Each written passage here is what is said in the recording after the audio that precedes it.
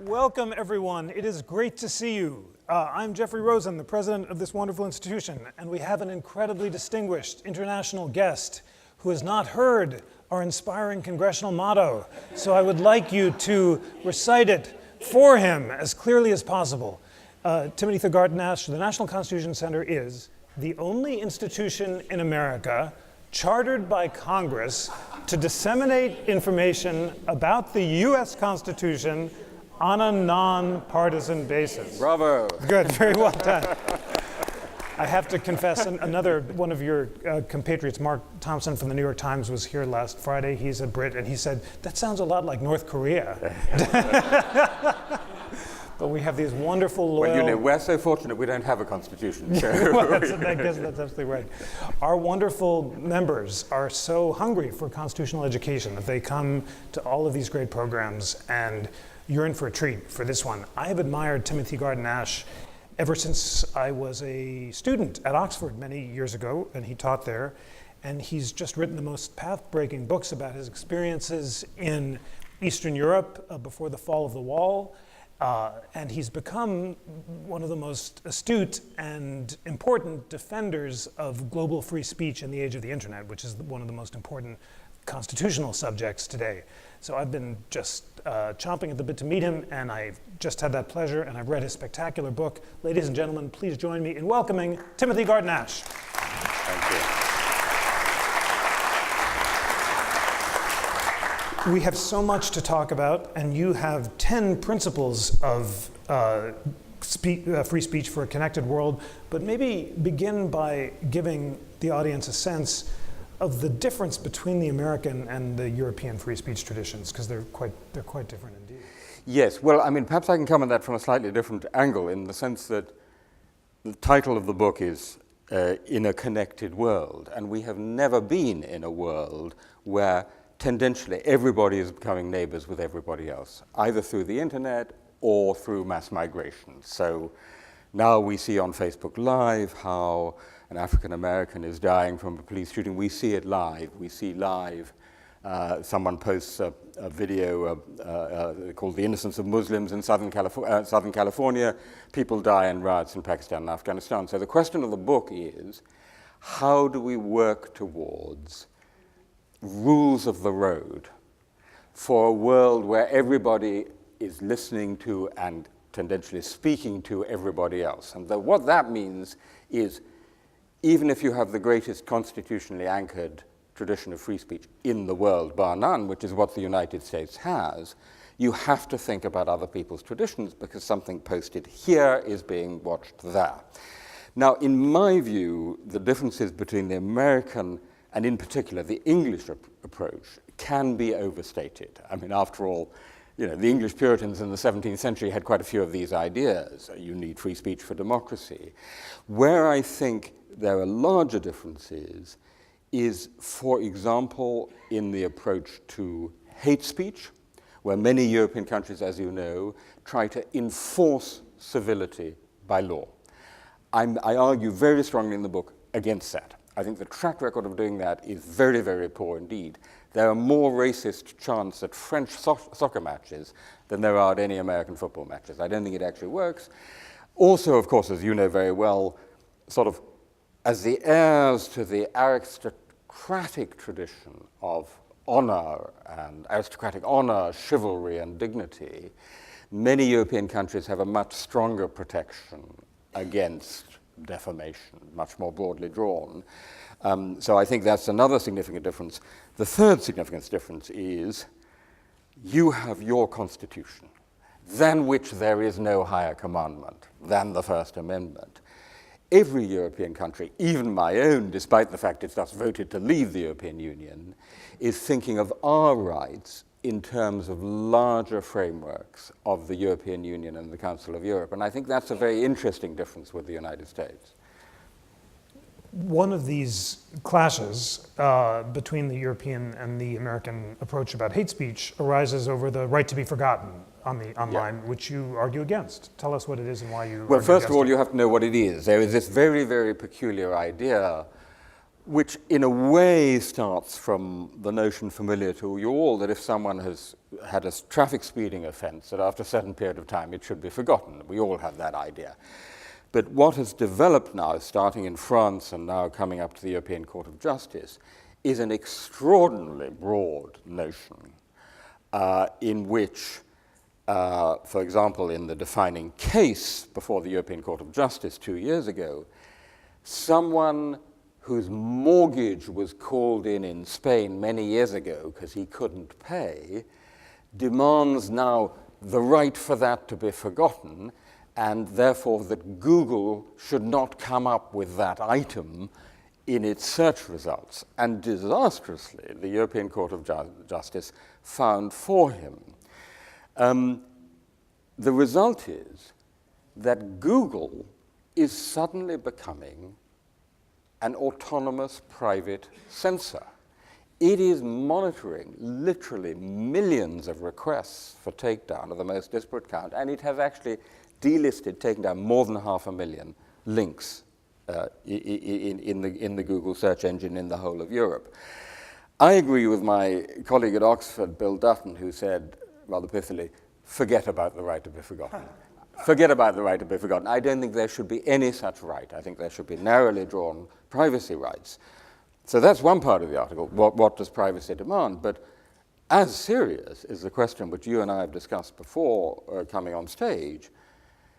What are we going to do about these private superpowers like Google and Facebook and Twitter and Apple, which are determining, as much as the state we're in, what we can see and what we cannot see? What are we going to do about these private censorial decisions? Okay, I think this is the most important civil liberties question of our time, and we have 45 minutes to solve it in. So what are we going to do? What are we going to do? As you describe vividly in the book, Google and Facebook's terms of service, which prohibit criticizing a religious group but allow criticizing a religious leader, led them to leave up the video, The Innocence of the Muslims, at a time when world leaders were demanding that it be taken down. And yet that distinction doesn't appear in any law. It was come up, I learned, by a 25-year-old graduate of Bowdoin College who was running the Facebook hate speech policy. He'd been in the help room before, but it was a small company, and he just read John Stuart Mill in college and came up with this distinction on his own. So what do we do in a world where both the content of the policies themselves and their administration is non-transparent and not regulated by the Constitution? And what is more, these private superpowers, Facebook, 1.7 billion regular monthly users. If Facebook were a country, it would be the largest country on earth, larger than China. So they are, in effect, delivering the public sphere, the public square, for large parts of the world. There's one of these acronyms. This field is full of ridiculous acronyms. There's POPs, privately owned public spaces, right? So they're delivering our public sphere. What I can see in Britain, or what you can see in Germany, depends as much on Google and Facebook and these private decisions as it does on what British judges say or German judges say. So that's the position. Now, I do not believe that there should be microscopic regulation of these private superpowers by law, because I think that would be an infringement of free speech. It would be massively problematic. I mean, it would be a kind of violation of the First Amendment principle. Moreover, I don't think, and I think they're right to say this, the Googles, Facebooks, and Twitters, that we can know everything about how they make these decisions, the last detail of their algorithms or their decisions, because what they say is, and I think quite rightly, then people could game the system, and that's right. But I think we should know much more about the criteria they apply, how they apply them. So Pinterest, which is a discussion platform, actually gives you quite detailed accounts of what the criteria are and examples of how these decisions are made. Why did we leave up innocence of Muslims? Why did we take that down? And then, as important, there should be a proper right of appeal. Okay? So not to a court unless it's a legal violation, because this is not a public authority, but there should be some transparent appeal process. And I think we as civil society, we the citizens, should be demanding this of all the private superpowers. Fascinating. Say more. So the criteria they apply and how they apply them, I guess you say there are 1 billion pieces of content exchanged every minute on YouTube or something like that. They couldn't do every decision, but they should give paradigmatic examples, or how? Exactly so. Yeah. Exactly about how these decisions are made, and this, for example, and this, for example. Now, one reason they haven't done this is that some of them don't believe in transparency. Let me let you into that secret. There was a very charming British woman called Rachel Whetstone, who was for a time head of public policy at Google. And when I talked to her, she said, she quoted a famous phrase from the British writer about the British Constitution: "You should not let in daylight upon magic." Let people continue to believe that this is just magic. Google's magic, because once you let the people in, that's very dangerous. Now, Our friend Brandeis had a different view. Sunlight is the best disinfectant. exactly so. Yes. So I'm with Brandeis against Badgett. Yes. I think sunlight is the best disinfectant, so they should give details of counselors. Now, as you know very well, because you wrote a great article about this, one reason they didn't do this at the beginning is that there were only 27 kids sitting in front of screens in Mountain Views making this up as they went along, and they had typewritten sheets of paper back then which said no nudity. So no nudity, so you know what happened recently? They took down off a Norwegian writer's Facebook page Nick Ut's famous 1972 picture of the little Vietnamese girl who'd been terribly burned by napalm. You all know the picture. They took it down. No nudity. It was probably there automatically taken down. They then suspended his Facebook account because clearly he was a child pornographer. I mean, you know, that's what happens if you have private censorship. And then, of course, there was a protest and they put it back up. But imagine how many other pieces of contest might have been taken down by mute, you know, unknown Miltons, people in, you know, all over the world, and not back up because there's no right of appeal. So yes, so I think now they are getting hundreds or maybe even thousands of people doing this. Now they're getting more detailed procedures. They're getting better at it. I think that we should have case studies so we can have an idea about how this happens. But I think equally important is the appeals procedure. How can they be persuaded or compelled to have this transparency that you're calling for? So not by the state, okay? And please God, not by the United Nations. I mean, I really think that would be disastrous. You know, as you know very well, and many of you know, one of the great struggles in this field is to keep China and Russia and other authoritarian regimes from getting their dirty fingers onto this. And the way they'd like to do that is through the United Nations. So much as I love the United Nations in many ways, keep them off this, but nor by the US government. So it has to be us, the citizens. Now, of course, for Facebook or for Google, we're not we the citizens. We're we the users.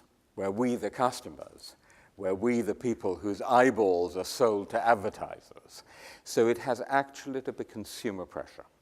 So you will know very well. I said, do any of you remember Facebook Beacon, which was a very intrusive early Facebook product, which famously showed a man's wife that he had bought a white gold lover's ring.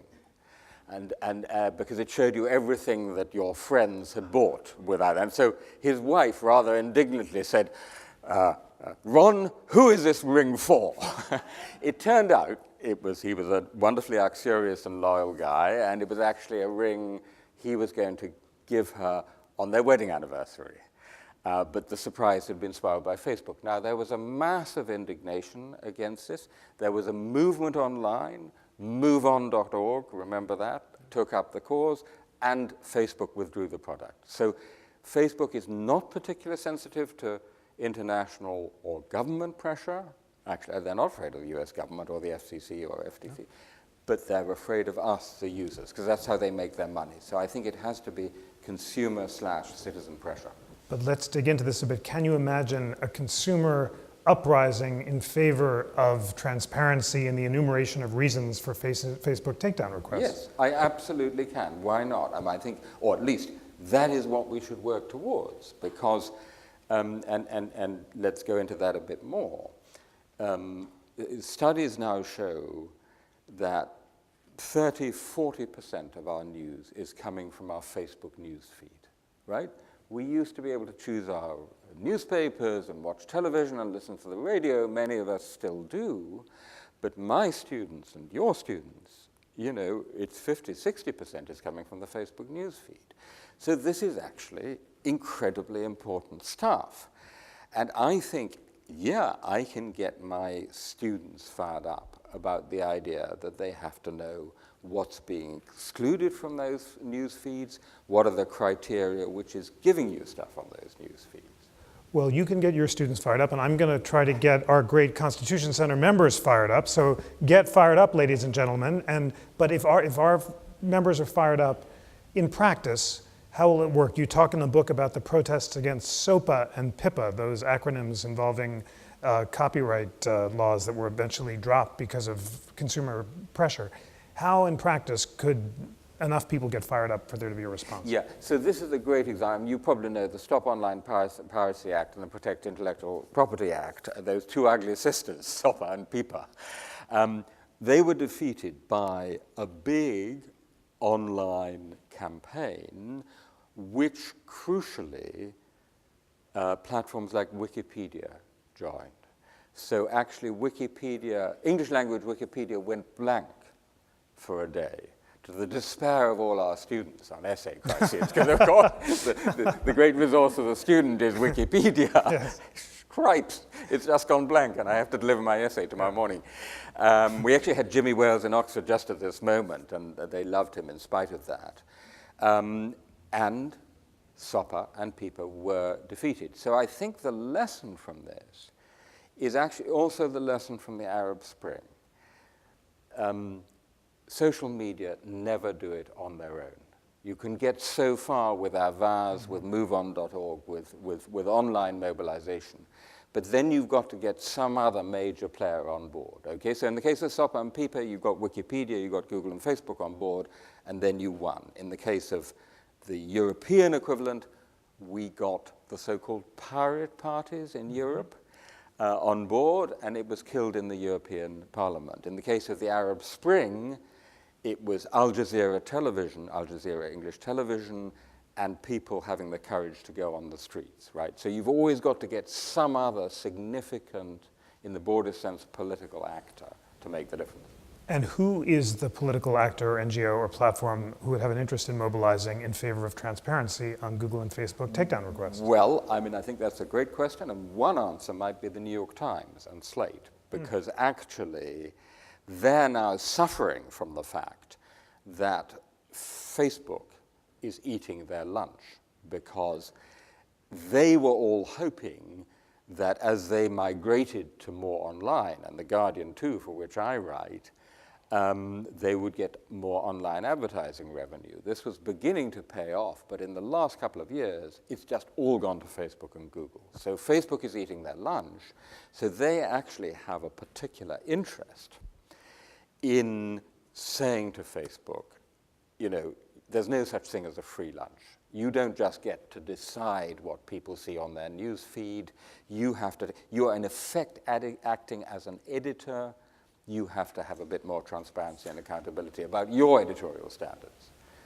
And I'm just thinking this through, and it would really be a principled free speech position saying when you're taking down Pulitzer Prize winning photographs, this is a threat to global free speech, and it's not acceptable to delegate this to algorithm. And that's right. So what these platforms are, they're a strange mixture of being something like the telephone, i.e. a common carrier, or the mail, something like a public forum, but also something like a newspaper or a publisher. They're actually all of those things in different ways. But by the time you get to newsfeed, it's coming closer to the newspaper, because their algorithms, which are of course designed by human beings, are actually determining, like a newspaper editor, what you see and what you don't see.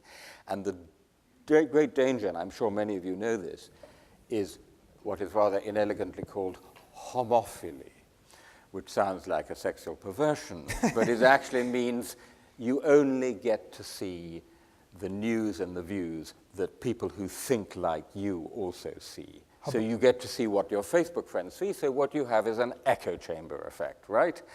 And I think if you look at the current presidential election, that is a real danger for American democracy. I mean, last night was great. How many of you didn't watch? 3 people, 4 people, right. So we all watched. That was a great democratic moment because you had the 2 people on your split screen. But that's the exception now.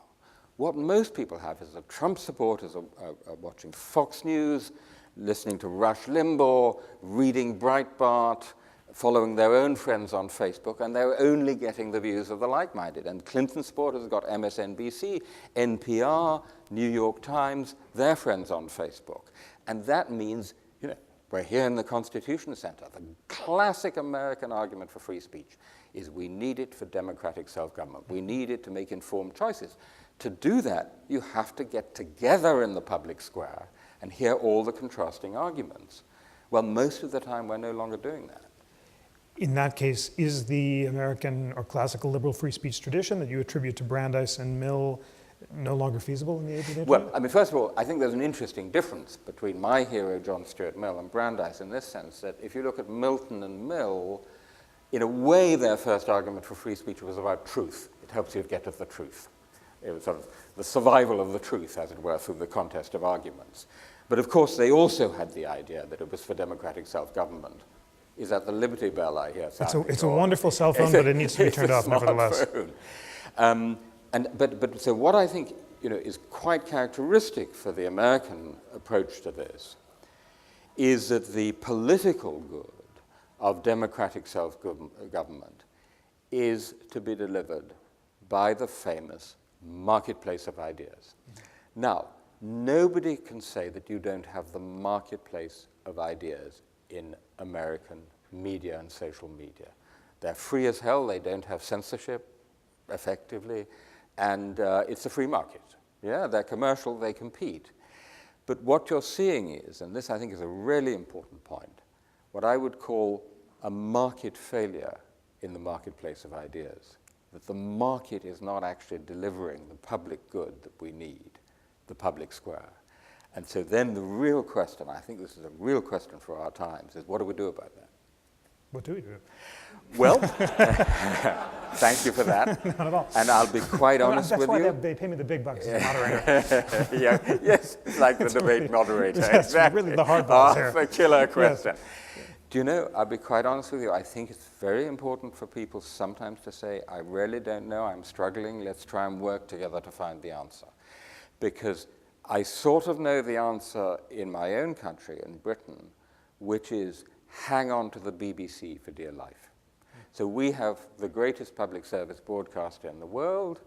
A large part of the adult population listens to BBC Radio every morning, and it very, very rigorously and vigorously brings us all the different competing viewpoints in a context of something which I call in the book robust civility, which is what we should all aspire to, right?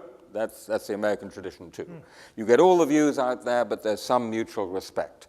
No crooked Hillary, not that sort of language we've heard from Donald Trump, which is a real coarsening of the language of political debate, okay? Unfortunately, you know, you haven't got a BBC to hang on to, and please correct me if I'm wrong, but I fear that NPR and PBS, which in many ways are great, are increasingly becoming the media of the liberal side of the story. So I was on a Chicago NPR radio show a couple of days ago, and the host told me an interesting story. It's called Jerome McDonald. When they first called Ronald Reagan a war criminal, they had 15 telephone calls protesting from their conservative listeners. When they first called George W. Bush a war criminal, they had 3 calls, all in support, right? So NPR had gone off to the liberal side, was no longer covering that spectrum. So I fear that's not the answer. Now, another reason why you've had this media polarization in the United States, I suspect, is the abolition of the fairness doctrine in the 1980s. I mean, tell me if I'm wrong, but you remember that Reagan's, I think it was the head of the FCC, wasn't it, said a television is just a toaster with pictures. You don't need fairness doctrine. Now, most European countries, Canada too, has some limited broadcasting media regulation, which, keeps some of those qualities. But the fairness doctrine was controversial among American civil libertarians because it seemed to violate the Brandeisian tradition that speech could only be regulated when it was intended to and likely to cause imminent violence. So the idea of intervening in the speech marketplace to equalize the voices of some, as the Supreme Court said in the Buckley case, is alien to that classical Correct. tradition. And this is where, a senior French official once memorably said to Madeleine Albright, Madam Secretary, we know that would work in practice, but would it work in theory? It's so French. It's so wonderfully French. And the Brits, of course, are the other way around. Yeah. It may not work in theory, but if it works in practice, that's okay. Yeah. And here I'm prepared to make some sort of pragmatic compromises of pure principle to preserve the public good we're looking for. But I think actually it's a non-starter in the United States. I cannot imagine the political conditions. So what do we do about it? Yeah. We have big time a model of foundation-funded serious news reporting and investigative reporting. Because what we now know is that people will pay for sports news, fashion news, celebrity news, financial news. They won't pay for good general news and investigative reporting. So we've got to bring the foundations in, which would be an American way of doing it. So that's one thing, so that you're actually developing good stuff online. And then I think what we were talking about, bringing the big internet platforms up to scratch, making it clear that they do have, as it were, a responsibility for the public good, which is news. There's a wonderful experiment here in Philadelphia by Jerry Lenfest, the owner of the Philadelphia Inquirer, who's created a foundation or given the paper to the Philadelphia Foundation to administer along precisely this model. So that is a good way to go. Let me ask you about deliberation. So much of the Brandeisian vision of speech presumes that as long as there's time enough to deliberate, then the best response to evil counsels is good ones, and that's why you have to have freedom to hear the best arguments on all sides. But now with the speed of discourse on the internet and Twitter mobs and so forth, is that faith, the Athenian and classical faith in deliberation, being overtaken by technology? Well, I don't think it's just technology, although it's undoubtedly true that if FDR or Winston Churchill had had people tweeting their every indiscreet remark, they'd have had a very difficult time, because if you think our politicians' remarks are indiscreet, look at theirs. I mean, they were very far from politically correct. So I think that is a difficulty.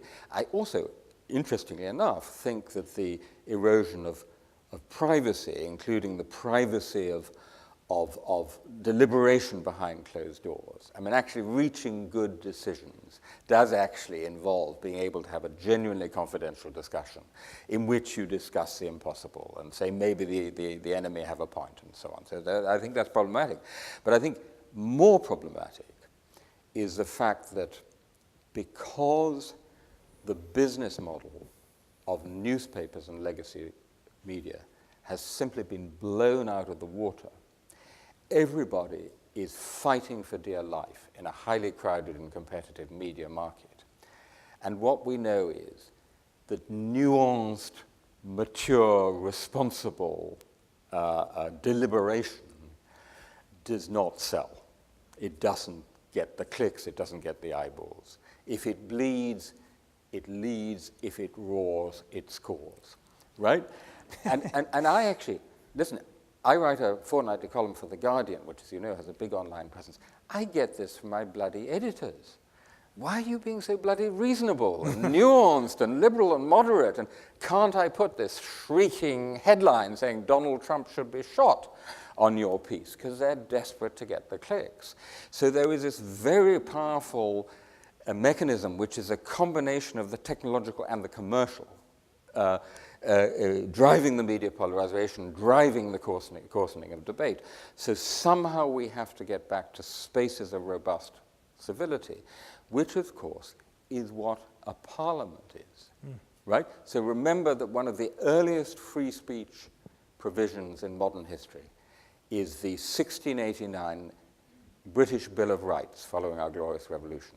That doesn't have a free speech for all, but it guarantees the complete freedom of speech in Parliament for the very Brandeisian / Periclean reason that that's how you get good decisions, by deliberative democracy. But what then happens? You have some of the most elaborate rules of robust civility in Parliament, because if you have this complete freedom, then you also have responsibility. And somewhere we've got to get back to that. So actually, just very quickly, I honestly think you saw that last night. I think Hillary Clinton, I belong to no American party, I have no vote in the presidential election, but I think Hillary Clinton, in her way, was trying to adhere to certain standards of robust civility. But it's quite difficult to do when you're being challenged like that. We are, as you heard, nonpartisan, so I can't express any opinion You couldn't whatsoever about the debate. You I couldn't possibly comment. Exactly. Yeah, absolutely. But we do have, I was plugging to you our phenomenal interactive constitution, which our friends know about, but we also have this podcast series where every week we summon the best liberal and conservative scholars to discuss the constitutional issue of the week, and those two are enclaves of civility that are remarkably educative, and I hope are modeling this sort of discourse.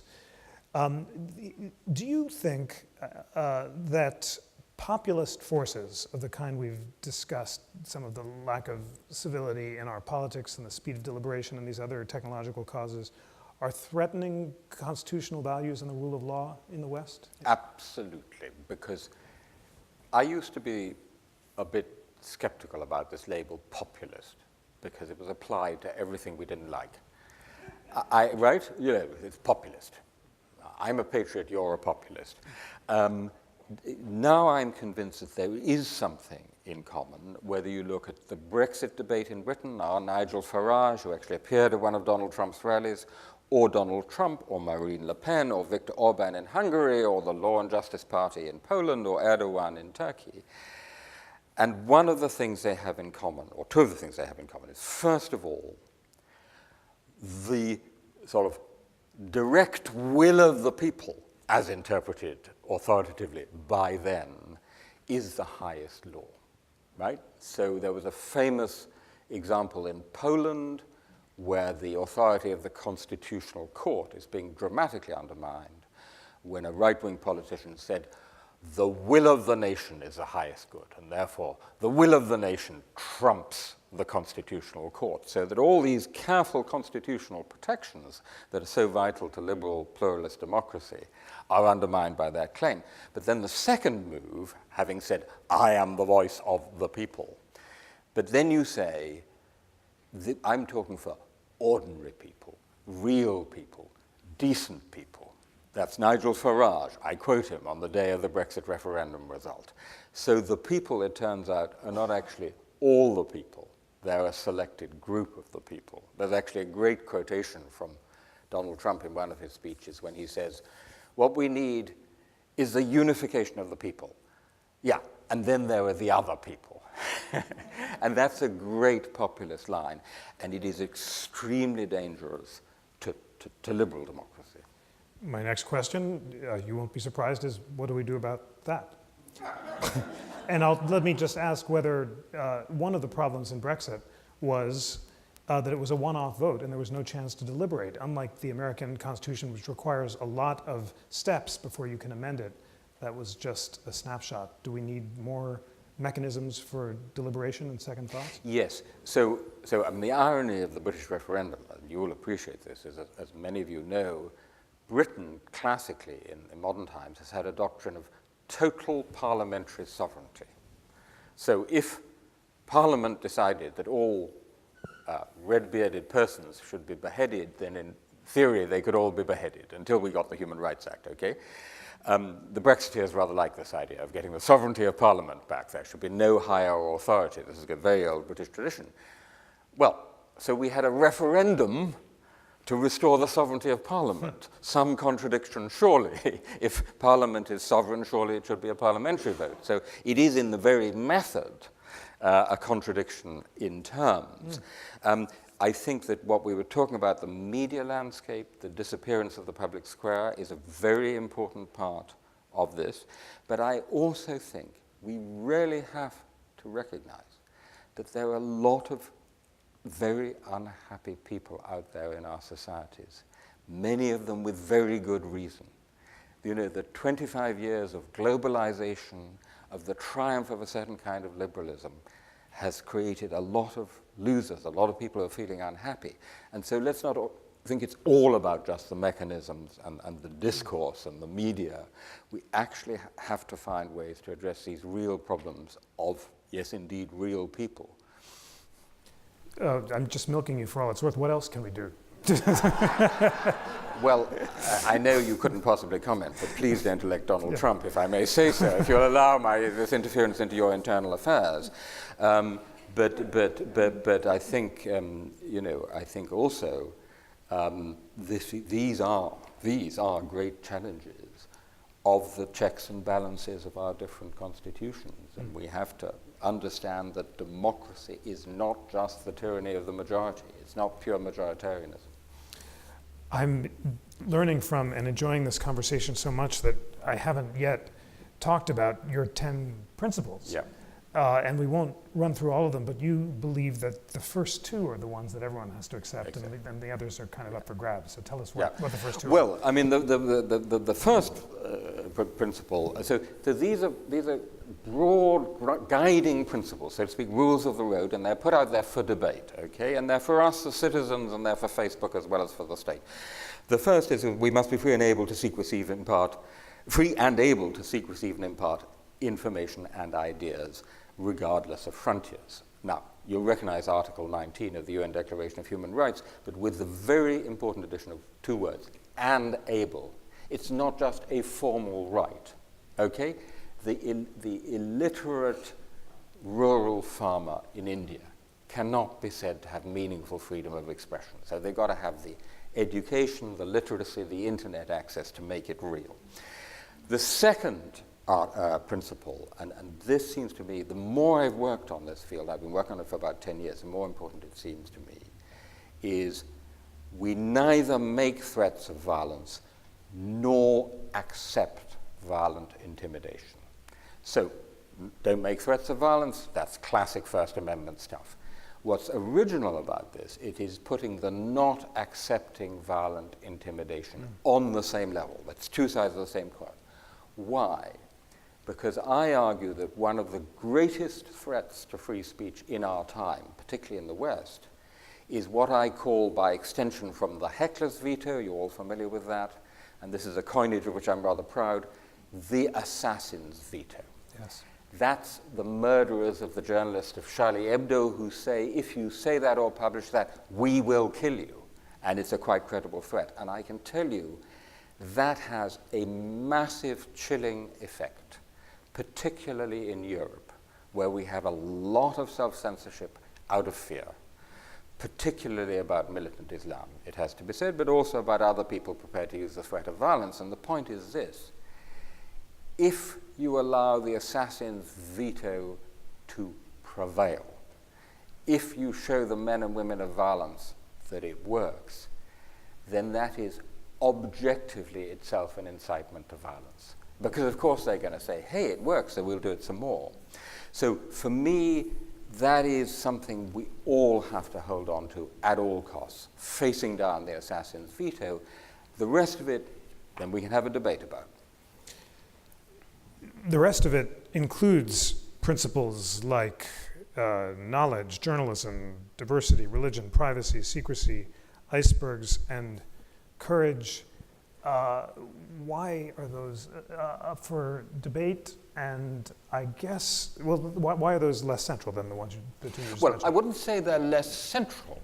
I mean, we've just been talking how vital a diverse, trustworthy, uncensored media is to democracy. And one point to make here is I want as little as possible to be done by law and as much as possible to be done by us, by civil society. So most of the stuff we're talking about in the media is not a matter for the law, it's a matter for us to work out. Religion is incredibly important. National security, all these are very important areas. The point is this: if you have the basic established freedom of speech, and you don't live in fear of the assassin's veto, then everything else we can talk about. We can debate about it. We can go to and fro. We can talk about hate speech laws. We can talk about the Snowden revelations and how we should adjust on that. But if we fear for our lives, if the assassin's veto is having this chilling effect, then we can't have the debate we need about all the rest. But that doesn't mean it's unimportant. And that's why the 10th principle is about courage, because as the founders knew, and before them Pericles, if the secret of happiness is liberty, the secret of liberty is courage. And we need that courage today. I was so delighted to see you quote that, and as our friends know, Brandeis quoted the same sentence from Pericles' funeral oration in his beautiful concurrence about free speech in the Whitney case, the most important speech defense in the 20th century.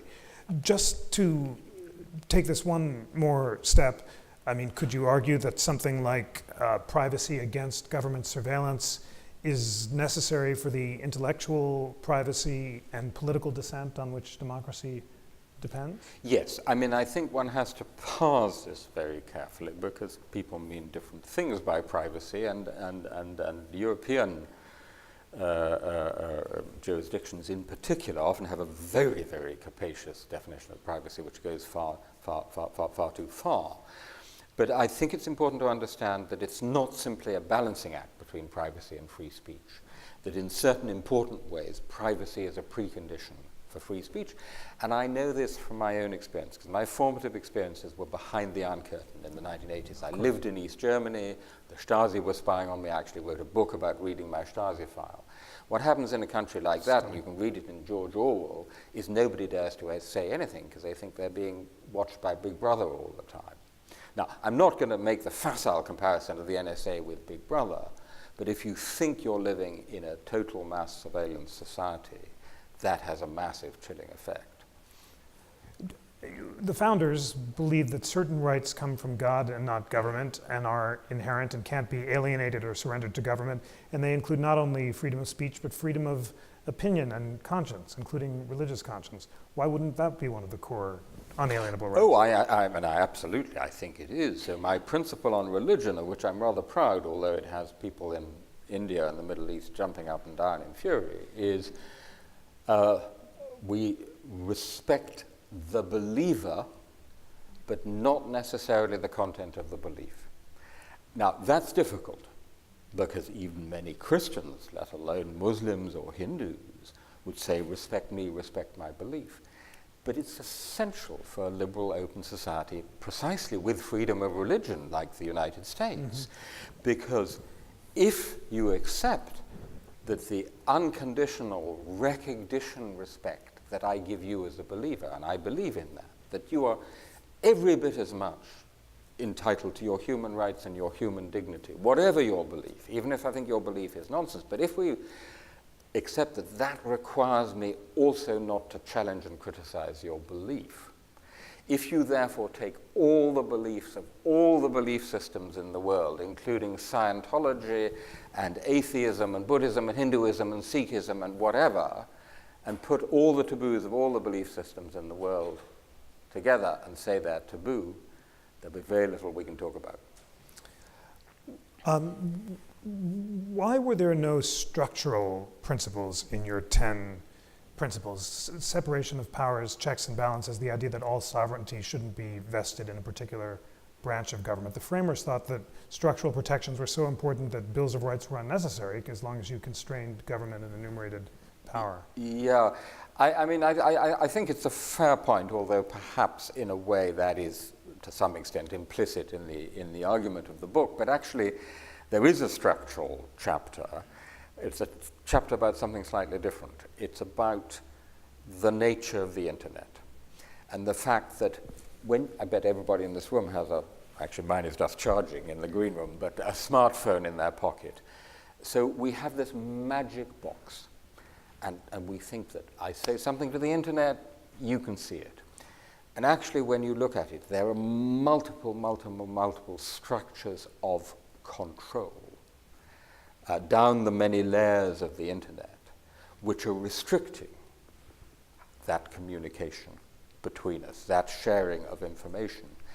And I think we almost need a separation of powers in that respect, in the structures of the internet. So that, I think, is very important, because what we've learned is, you remember Bill Clinton said for China to try to control the internet is like trying to nail Jell-O to the wall. And you know, the Chinese Communist Party turned around and said, Bill, just watch us. And they've made a pretty good stab at it, because if you have a determined state, they can sure as hell restrict what we see across the internet. Do we need structural principles for Google and Facebook to limit their concentrated power? Well, I do think that at the very least, because look, Google has something like 90% of search in many European countries. That's a near monopoly. I think there's a strong case for looking at antitrust very, very, very closely indeed, as the European Union is doing. But at the very least, as a friend of mine puts it, I think they should be insecure monopolies. We should keep them on their toes. Nicely put, yeah. I want to keep going because I'm learning so much, but our friends want to ask some questions too, and they're always excellent, so here they are. Would a fact-checking note accompanying all hate speech posts help us balance the possible danger of totally unregulated free speech and protect free speech while also protecting people from violence? So I think one of the really encouraging developments of our time is the development of fact-checking. I mean, if you have a kid in college, go and be a fact-checker, because it's going to be a great career. And actually, it's been very good in this. It's been one of the really good things about this election campaign, the speed and precision of fact-checking. So I think that's very important for our deliberative democracy. I don't think it's the answer to hate speech online. I think the challenge with hate speech online is a different one. And by the way, I say in the book, the internet is history's largest sewer. I mean, there is just so much rubbish, to not use a less polite word. I mean, so much rubbish, so much sewage coming across the internet. And the challenge for us who believe in the classic First Amendment answer of counter-speech, rather than French or German style hate speech regulation, is what do we do about that? And that is, how do you do effective counter-speech on the internet? Okay, so take the most extreme example, which is Islamist hate speech, which at the extreme actually contributes to the radicalization of people who then go and plant bombs, as we just saw in New York.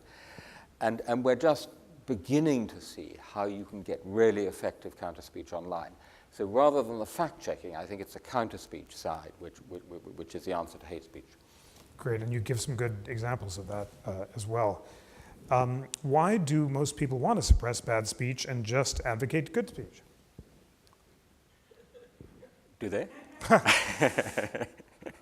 You know, most people, maybe most civilized people, or maybe most civilized people in Europe, one of the big problems of the internet world is that for centuries, the basic norm in our communicative acts has been identification. So the first thing we do when we meet someone, you shake hands and you say, I'm John Smith. Even if I'm not John Smith, but normally we say I'm John Smith, and I am John Smith. And it's the first sign of mutual respect. You know who you're speaking to, okay? And you publish under your own name or under an enduring pseudonym, okay? So George Orwell wasn't his own name, but by the end of his writing, we knew who he was. Now, unfortunately, for various reasons, some of them good, some of them very bad, anonymity has become almost a default norm on the internet. And it turns out that good people are actually bad people when they're anonymous. And one of the reasons we have so much, if you'll pardon my French, shit on the internet is precisely because people are anonymous. So that's another real problem of this thing. The Guardian, interestingly enough, is now moving to a default position of real names. And I think there's something to be said for that, although not as an absolute demand, because my friends among the Chinese dissidents or human rights activists in the Arab world, or indeed even in oppressive Muslim communities in London, they need anonymity. Anonymity is what actually protects their skin and their freedom. So I don't think we should make a general binding rule for real name use, but I think we should try and move towards a real name policy, because in my experience, and I've tried this on comment threads, once you've identified the person, they almost immediately become more civil. Most of the time. In the US, we have the First Amendment, but we also have the 14th Amendment. How do we balance liberty of speech with a commitment to equality? It's a great question. Well, I'm sorry, but that is, the two walk together arm in arm, like a happy couple, really. I mean, if you go right back to the origins of free speech in Western history, which is in ancient Athens, which is just such an extraordinary moment for free speech. I mean, out of nowhere comes ancient Athens, the assembly, who will address the assembly, and it had two defining features, paresia and isegoria. So paresia is the freedom of speech, although it was free speech for the public good. It wasn't that you could speak any old crap that came into your head. It wasn't like, online comment threads. It was free speech for the public good. But the isegoria was equal speech. So what was absolutely revolutionary about it was the idea that what people are now used to, that every person in this room, in the assembly, had an equal right to speech. And it wasn't just the aristocracy, the clan chiefs, the warlords who had the right to speak. And so the principle of equality of speech really is at the heart of the way we think about freedom of speech. Just to take it one more beat, the questioner may also be referring to the campus free speech debates, which you allude to pitting free speech against not really equality, but dignity. And there is a tension. Yeah, but so I mean, when I started working on this project about 10 years ago, I'm very fortunate. I'm at two universities, Oxford and Stanford, and I thought, great place to work on free speech, university. I never imagined that free speech in the university itself would become such a hot topic and it would be so much under threat. Now, I think we have to be a bit careful. I mean, some of this stuff is, in my view, quite reasonable. If a trigger warning means, if I'm teaching a class about rape and I've got some really graphic, horrible material, I'll just warn my class of some very graphic material. That doesn't seem to me unreasonable, okay? TV news anchors quite routinely warn you against graphic pictures coming up. Where it gets more than problematic, where it becomes really dangerous, is a practice now known by the hideous word no platforming, which is this. One group of students has invited Germaine Greer, the famous feminist, to come and speak at Manchester University. But because of what Germaine Greer has said about transgender people, another group of students say, this is totally unacceptable. We are so deeply offended by this. It will make us feel unsafe. I mean, heaven help us, please. How one can seriously say that because someone is speaking in a perfectly civilized fashion on the other side of campus makes you feel unsafe. This is an abuse of the English language. And therefore, she must be disinvited. She must be censored, because this is, in fact, one group of students saying that another group of students may not hear someone they want to hear. That is student-on-student censorship. And there, I think, we as faculty, as universities, truly have to draw the line and stand up for free speech. Don't let this happen. No platforming. No to no platforming. No disinvitation of speakers. I'm learning so much that this is a conversation I would like to continue for a very long time, but Constitution Center conversations must, like all free speech enclaves, end on time. For educating all of us about the central meaning of free speech, please join me in thanking Timothy Garton Ash. Thank you very much. Thank you.